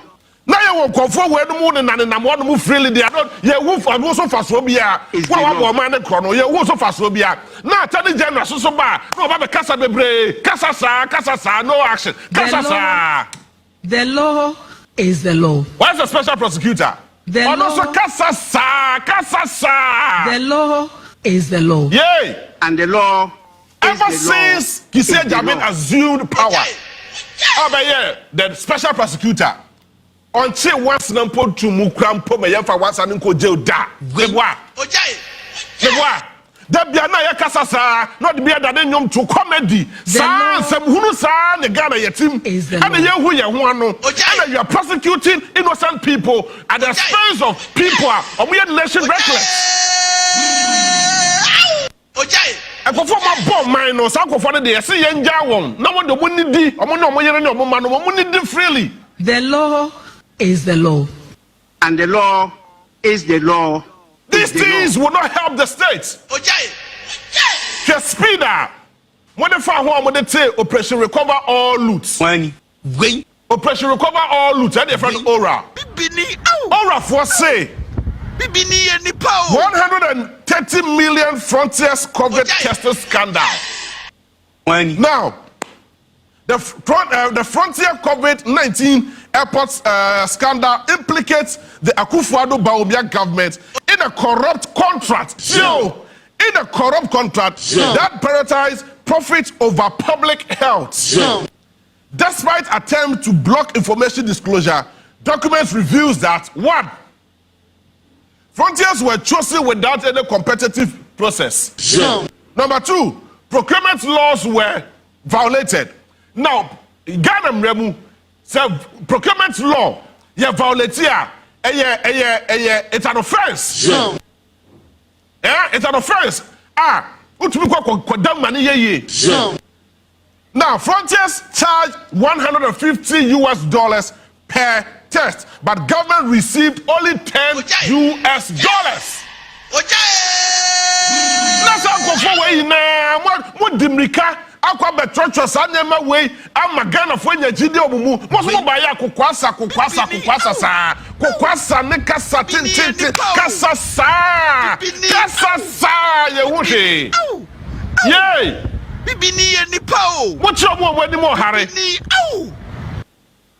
bibini mo ti wona wani mo hare bibini mo ja wona wo wodi because na kwa political bibi na fe ya say say ya chi Wontumi dia e de benya MPs fo ne bi no more your mofo to say Ghana budget bibini no akoko salary arise Ghana youth for your country no more start no more then that alone frustrates the government, and the government says that okay, let's look for a means to release him from the police custody or whatever custody he may find himself. Na by negotiation no much me jai sani pakro nam. But me na se de ye nya sama ye se ye ni obia me ni John Mahama telephone number and me ni Akufo telephone number me ni Kedoforata number and me ni Attorney General reference saying me ni the number nti se sa na tie dia woni panyi bia wo fie nti na wo de kokodam na ye nya ho a ye ba be ka wasam de ama. The law is the law, and the law is the law is the law. Kasasa okrom how do we say kasasa all in the name of court procedures and a court ne say and a court ne say and a court net to that say and a court net to that say and the investigations I did write myself me and I'm with myself baby. You might think I don't understand the processes. Yes, I may not understand the processes to the core. But move your choir mufaso for and the prosecutor chachichikata. Yay. Move your choir kufuor ma penda da kufuor and the chachichikata and the two mu. Was that not the same court? Move your choir fast so the chichikufuor abuga pele no more those squad. Oh, mudi Ghana sika mo say mo Ghana krono and mudi Ghana sika granted. But now, about the science, people are nim abosusu muna mosia. Some of bomane chrono and your man. Sandy Pakwe, Sankofu, and a son in Namhonomo, and a year who near warrior, and what to a pandecor, and a money number three, and a bar. Oh, I said the other way that is now. Sikadanka, Medi 20 Ghana, but a kind of the near Jenia Diamant. I mean, what kind of country is this? We are sick. The law is the law. We are sick. Until we sanitize our system, innocent people will die. And the blood of those innocent people will continue to be a curse unto the nation. They are sick people. Say your sanitizing system, no. Near my seven predecessor, one boni ni wo ho. And I say innocent people. Say your walk is yamu. Na say omumwaja omuwa. Omumwaja no be dane no me e de mo man no. Oniamachi o. Na fe o man no e bre. Ye baby bia enye ye. Bon say ye toto fa ha no say. Ni ye bo on goals. Say that ye ho hare magwa. Ni ye hye on goals. Ni ye kasa ye ho bone. Na asa nipa kona wadi bone no. Na wakofra empemfuo ani. Eti onam hokra ye hu no. Na sam afri yetrim. Nti aka ne ho asem mpo na asem kura akwakoba. Just because he's a political figure, he's a political animal, and he has been in politics before. So Sadi Pakwane there, to hell with you. Me machire o se sanko. Buy again and idia. Omo yare. We are GH1 now hokoba sama. Ye be wi a wallet kura wo ye friend say national security ye be wi a who wallet people. They are sick people. You see, some of these things, we talk about it and people feel that we are making noise. But say, and say,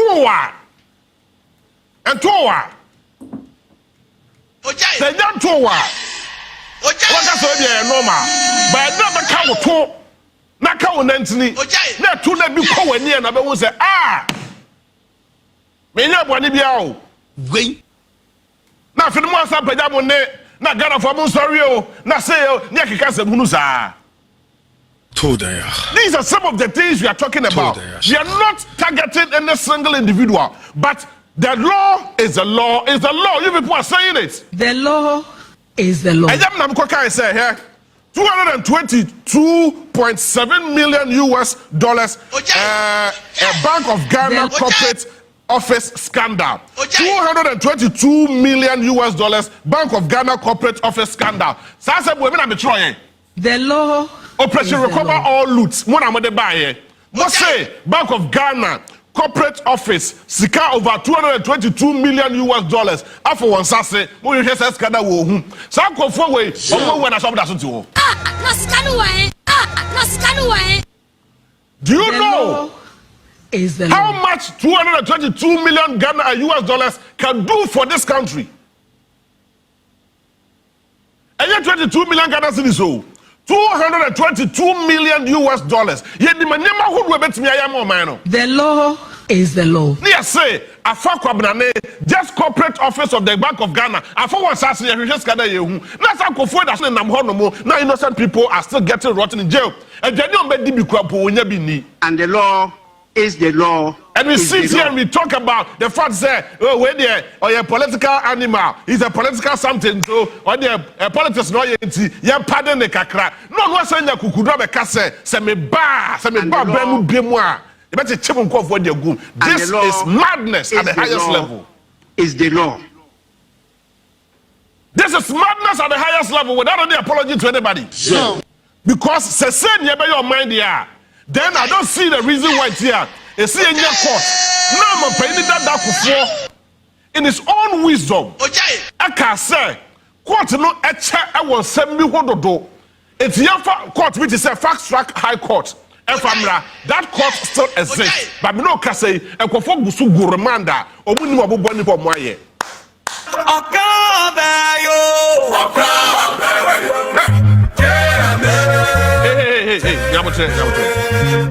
You see, these people are still walking around freely. You see, Yakoko to Boadu Dam over 11.9 million US dollars. You see, scandal 11.9 million US dollars. Boadu Dam. Me no can say, Bibiani ho. But the young bosom ne sama ne go to Sadam no. See, and your bosom, and nanya samai, Ananya me nana a wo wuda ne baby ene kokotu sa dam no. Eye kwabna ne ota so te ase. But the law will not deal with people like this. Na fi ye ba na fi akokoye nchechiremu. Ni pay o ka tell me say. Oba better so say no bente because sani pakon wadi bone e dey ti o man no. Granted dey ati ase. Afre di pakon ya sa so baya. So na wadi bone dey but ono ase edru time bia e say etumi etete na sem na ye ma court no enya daje no church nsemu na yenya enough evidence na ye de those evidences no na ye de take you up the process nsebunu sa Mr. President, with the greatest of humility and respect to your office, innocent people are dying in police and prison custodies. Almost some on remand. But people who are nation reckless and people are mwakasa mwatlani almost say omwadi omainawu. So, also President, nationwide records. Fine, me that say. Moses adi pakono ebinu ma di Ghana wu abo Ghana krono ama Ghana akwa jira baby enye nti Ghana sisi ade edi monyam atwitwi form nti enna se president o mapayini John Dramani Mahama wani apeti ro e de twine to a na se ebinu hodo a age se ye dimrika akọ IMF akọ bobosia na ye de sasika ne bi e de bi ato ro na ye de sasika ne bi e de aboye ho bra ye de bi abetua adwumayefo ka na asefo na ya say sasika ne ahodo na dodo na akọ hyehyɛ kofo bi botom a ya say nhwɛ ye hu enti yemie mranim na yenya no enne ochira because court no e won se bebre he gwen bibi se ne ye de betron mamu a bibi ni ye ni na fe attorney general tinye ba begina platform so na fe na dane ne kasa what is this talking all about? Yay, what is this talking all about? Please, Ghanaians do not need explanation from you anymore. He said, Ghana do not need any explanation from you anymore. Just say, oh, kwa chicken for your back. What the natural red interpose, red alert, or whatever. So now, you are not telling us anything. Say you better say you say we negotiate just about your day. What is one of them? Adanko dadadre, and that's about the Ghana for AG Diagro.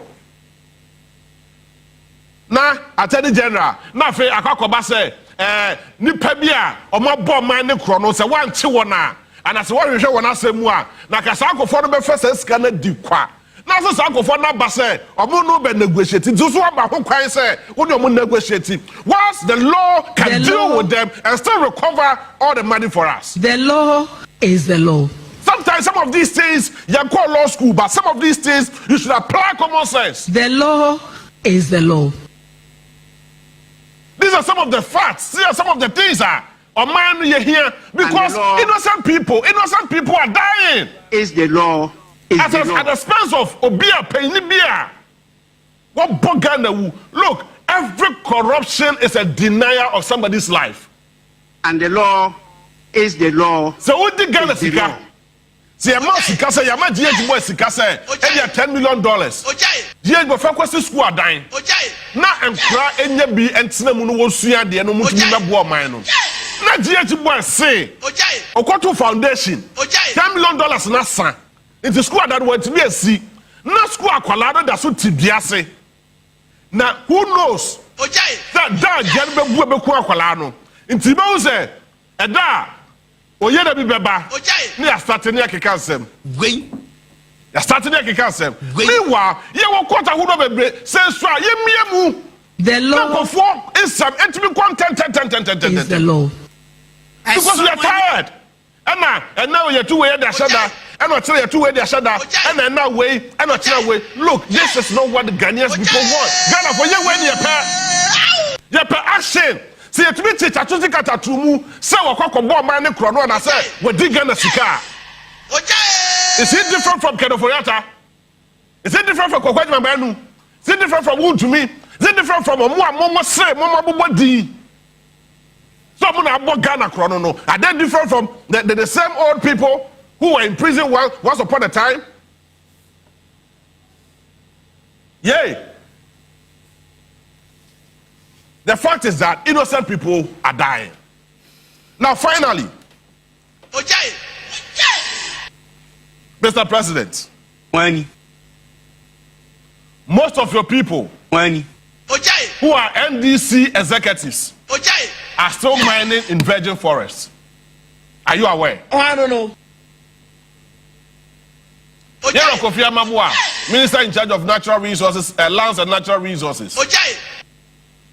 You people, are you aware, sir, some of your party executives are the same people mining in virgin forest, and now, because of, say, a binary society, Jabosa could take you over also a galamsey DB. Now, no, Ashanti region. I'm going to check for your mining, I'm going to galamsey. As the chair excavators, about 80% of them are NDC people. True of us. Yes, true of us. Today we might not see the effect of our galamsey activities on our lands and on our health and but mind you, sisi ameno ka say esikafo mo krom ha no mu say no astate kran so fia manone e de babe no no ha babe no de e be koso anum so fit tantan sa into ko hospital se wonya kidney stones, liver cirrhosis ene hwan ya bobo yare basabi near the amount but krom esikafo da wo scan de anyone now will ye galamsey papa we say yes when the assassin. That's how for the number of cotton so one number brochi no one num. I know me no there because one matter Chinese look say your cost your money to say NDC near Abba it's Yama NDC take you over from NPP now galamsey no boot ye kwaje site yes ye bi na MPP so by say o NDC for na two galamsey no nti enko kwaje bia man no ebebo. We are all here and we once upon witness a certain regime. Yes, I kwati Wontumi excavators meboa now no be the first was it Atabes or first John Mahama administration ya kwati Wontumi excavators. What is that? Another by the dear no your first cabinet no. What is that another? Let's ask me, His Excellency the former president. Say Obaya no. What happened between Onone Wontumi excavators no machine no? Because I heard say, yes see. Judgment debt to be a coso. Emma no na ma to be peja no biem. Emma no the ye galamsey. Afia kokko wi akire. E kwa wi akire. Na president asaba be gina platform so aka tell you say na say as at the time or kasa de there Chema Wontumi na akonta man was not involved in galamsey. Now look at what is happening.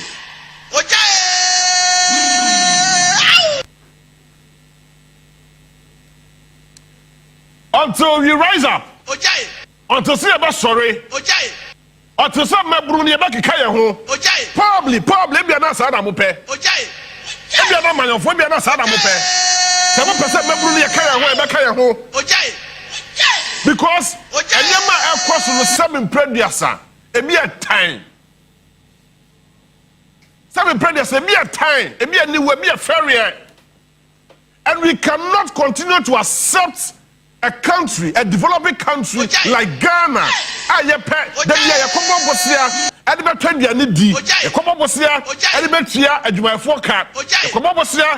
Developmental project.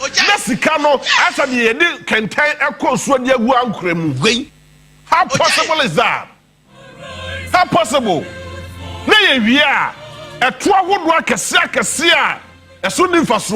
Yes, what the good Ghana and in so say, what they were more hard to move to us at one. Now, man, your phone and looking for a certain window, then I'm a fan. Is that what we want as a country? Dear Penny, Say you say near penny dia. Any a buyer with so. Mesrawa. Change your taxes.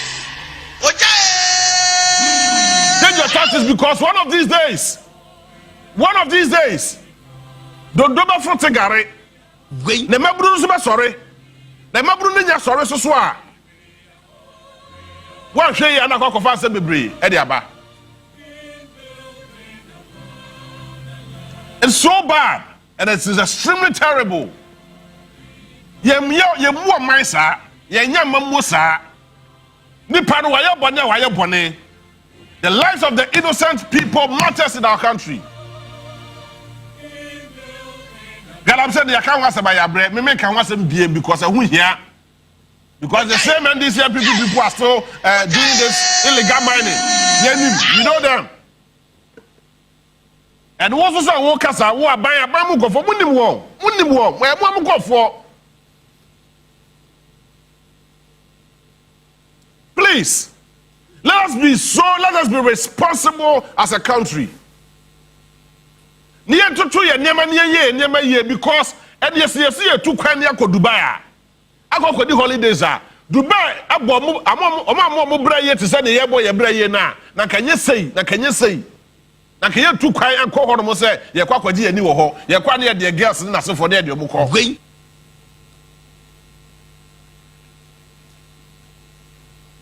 It's about time we live up to the task ahead of us, Mr. Dear Politician. Remember that today you'll be given the power to rule us. Tomorrow you'll become an ordinary citizen like us.